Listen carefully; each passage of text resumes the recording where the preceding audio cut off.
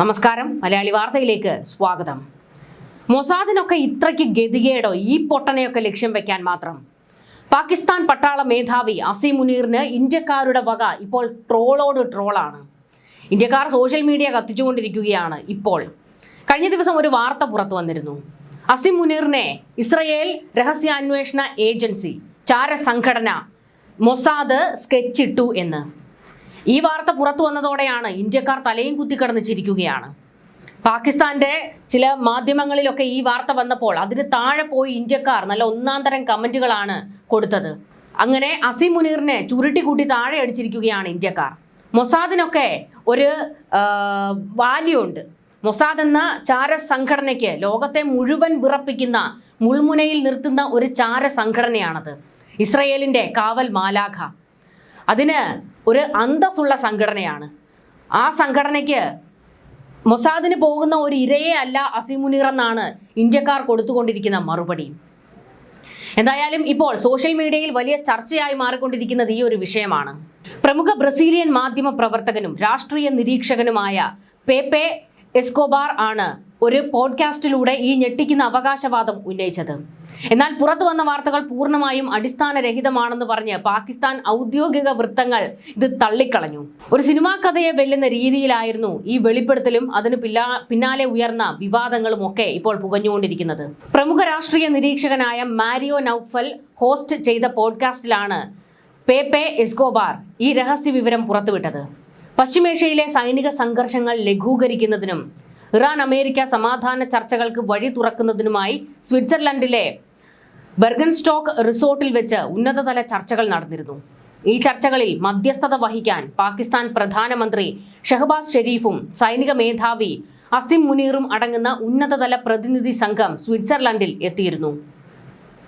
ഈ സന്ദർശനത്തിനിടെ അസീം മുനീറിനെയും പാക് പ്രതിനിധി സംഘത്തെയും ലക്ഷ്യമിട്ട് ഇസ്രയേൽ പ്രധാനമന്ത്രി ബെഞ്ചമിൻ നെതന്യാഹുവിന്റെ നേരിട്ടുള്ള നിർദ്ദേശപ്രകാരം മൊസാദ് വധശ്രമത്തിന് പദ്ധതിയിട്ടു എന്നാണ് എസ്കോബാർ അവകാശപ്പെട്ടത്. പാകിസ്ഥാൻ മിലിറ്ററി ഇന്റലിജൻസിന് ഇതിനെക്കുറിച്ച് കൃത്യമായ അതീവ രഹസ്യ വിവരങ്ങൾ ലഭിച്ചതായും ഇദ്ദേഹം പറഞ്ഞു. മൊസാദിന്റെ നീക്കത്തെക്കുറിച്ച് അറിഞ്ഞ ഉടനെ തന്നെ പാകിസ്ഥാൻ ഒമാൻ വഴിയോ മറ്റ് നയതന്ത്ര ചാനലുകൾ വഴിയോ ഇസ്രയേലിന് അതിശക്തമായ ഒരു മുന്നറിയിപ്പ് നൽകിയതായിട്ടാണ് മാധ്യമപ്രവർത്തകൻ അവകാശപ്പെട്ടത്. ഞങ്ങളുടെ പ്രതിനിധി സംഘത്തെ തൊട്ടാൽ നിങ്ങളെ ഞങ്ങൾ ലോക ഭൂപടത്തിൽ നിന്ന് തന്നെ തുടച്ചു നീക്കും. അതിൽ കൂടുതൽ വാക്കുകളില്ല എന്ന രീതിയിലുള്ള കടുത്ത സന്ദേശമാണ് ഇസ്ലാമാബാദ് നേരിട്ട് ഇസ്രയേലിന് കൈമാറിയതെന്നാണ് ഈ പോഡ്കാസ്റ്റിൽ ഇദ്ദേഹം പറഞ്ഞു വെച്ചത്. അണ്വായുധ ശേഷിയുള്ള ഏക ഇസ്ലാമിക രാജ്യമായ പാകിസ്ഥാനിൽ നിന്നും ഇത്തരമൊരു മുന്നറിയിപ്പ് പോയി എന്ന വാർത്ത സോഷ്യൽ മീഡിയയിൽ നിമിഷങ്ങൾക്കകം വൈറലായി മാറി. എന്നാൽ ഈ വാദങ്ങൾക്കൊന്നും തന്നെ യാതൊരുവിധ ഔദ്യോഗിക തെളിവുകളും പൊതുസമക്ഷം സമർപ്പിക്കപ്പെട്ടിട്ടില്ല.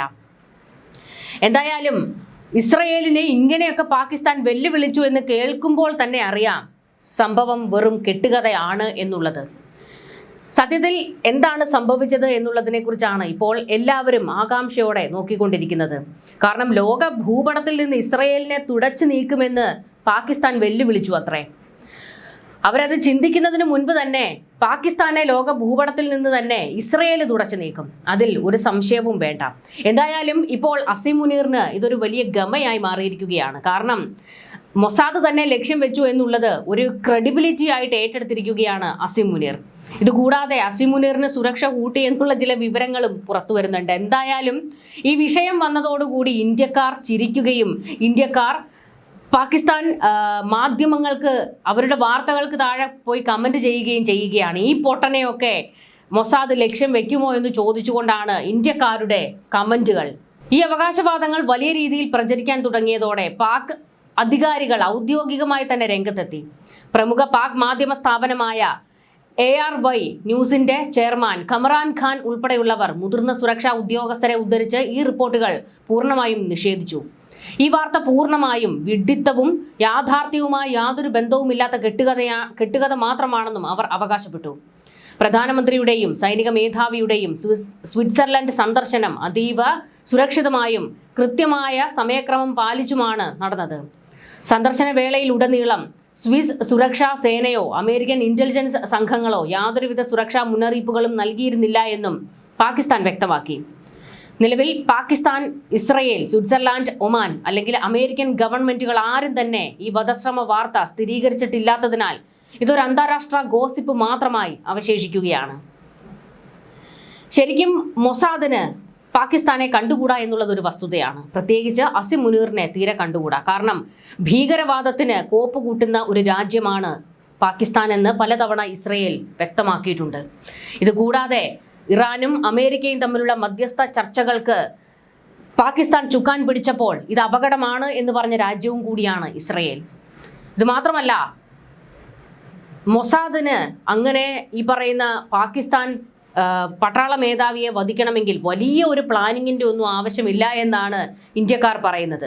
ചെല്ലുക, തീർക്കുക, തിരിച്ചു പോരുക, അതാണ് അവിടെ നടക്കാൻ പോകുന്നത് എന്നായിരുന്നു ചിലരൊക്കെ വാദിച്ചു കൊണ്ടിരിക്കുന്നത്. ഭീകരവാദത്തിൻ്റെ ഒരു മുഖമാണ് അസിം മുനീർ. അയാൾ ജീവിച്ചിരിക്കുന്നത് ഇന്ത്യക്ക് ആപത്ത് തന്നെയാണ്.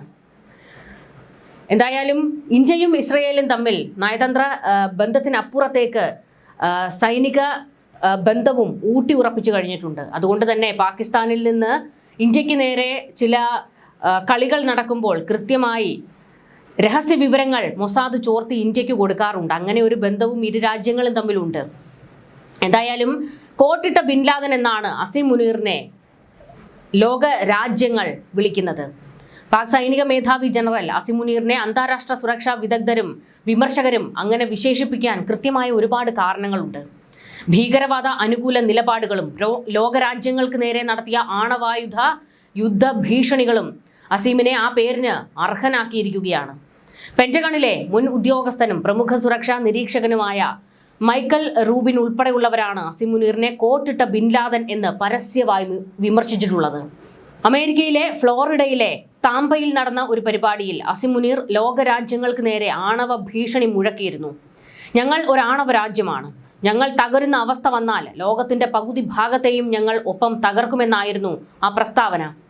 ഒരു രാജ്യത്തിന്റെ സൈനിക മേധാവിയിൽ നിന്ന് ഉണ്ടാകാൻ പാടില്ലാത്ത ആഗോള ഭീകര സംഘടനയായ അൽ-ഖ്വയ്ദയുടെയും ഐസിസിന്റെയും തലവന്മാരുടേതിന് സമാനമായ ഇത്തരം ഭീകര ഭാഷയാണ് അസിം മുനീറിൽ നിന്ന് പലപ്പോഴും ഉണ്ടായിട്ടുള്ളത്. ഒസാമ ബിൻ ലാദൻ ഗുഹകളിലും രഹസ്യ താവളങ്ങളിലും ഇരുന്ന് ഭീകരവാദം പടർത്തിയപ്പോൾ അസിം മുനീർ കോട്ടും ടൈയും ധരിച്ച് കൊട്ടാര സമാനമായ സൈനിക ആസ്ഥാനത്തിരുന്ന് ഭീകരവാദികളെ സംരക്ഷിക്കുന്ന ആളാണ്. ഇന്ത്യക്കെതിരെ പ്രവർത്തിക്കുന്ന ലഷ്കർ-ഇ തോയ്ബ, ജെയ്ഷെ മുഹമ്മദ് തുടങ്ങിയ ഭീകര സംഘടനകൾക്കും ഹമാസ് പ്രതിനിധികൾക്കും പാക് സൈന്യത്തിന്റെ തണലിൽ പരസ്യമായി പ്രവർത്തിക്കാൻ മുനീർ അനുവാദം നൽകുന്നുണ്ട്. ജമ്മു കശ്മീരിലെ പഹൽഗാമിൽ 28 പേരുടെ മരണത്തിനിടയാക്കിയ വലിയ ഭീകരാക്രമണത്തിന് പിന്നിൽ അസിം മുനീറിന്റെയും പാക് സൈന്യത്തിന്റെയും നേരിട്ടുള്ള പങ്കുണ്ടെന്ന് അന്താരാഷ്ട്ര ഇന്റലിജൻസ് ഏജൻസികൾ ആരോപിച്ചിരുന്നു. ഇന്ത്യൻ അണക്കെട്ടുകൾ തകർക്കുമെന്നും ഇന്ത്യൻ സമ്പദ് വ്യവസ്ഥയെ തകർക്കുമെന്നുമുള്ള മുനീറിന്റെ പ്രസ്താവനകൾ ഒരു തീവ്രവാദിയുടെ ചിന്താഗതിക്ക് തുല്യമാണെന്ന് വിമർശകർ ചൂണ്ടിക്കാണിക്കുന്നു. അതായത് അസിം മുനീർ ഒരു കടുത്ത ഇന്ത്യ വിരുദ്ധനാണ്. ഒരു ഭീകരവാദിയുടെ വാക്കുകളാണ് അയാളിൽ നിന്നുണ്ടാകുന്നത്. മൊസാദ് അല്ല, ഇന്ത്യയാണ് അസിം മുനീറിനെ സ്കെച്ചിട്ടിരിക്കുന്നത്. എപ്പോൾ വേണമെങ്കിലും തീർക്കാം. റോയും IBയും ഒക്കെ അതിനുവേണ്ടിയുള്ള എല്ലാ നീക്കങ്ങളും നടത്തുന്നുണ്ട്. നമ്മൾ പലപ്പോഴും പാകിസ്ഥാനിൽ നിന്നൊരു വാർത്ത കേൾക്കാറുണ്ടല്ലോ, അജ്ഞാതൻ ഇറങ്ങി ഭീകര നേതാക്കളുടെ തല ചിതറിച്ചു എന്ന്. ഒരിക്കൽ നമുക്ക് കേൾക്കാൻ കഴിയും അസിം മുനീറിന്റെ തലയും ചിതറിയു എന്ന്. ന്യൂസ് ഡെസ്ക് മലയാളി വാർത്ത.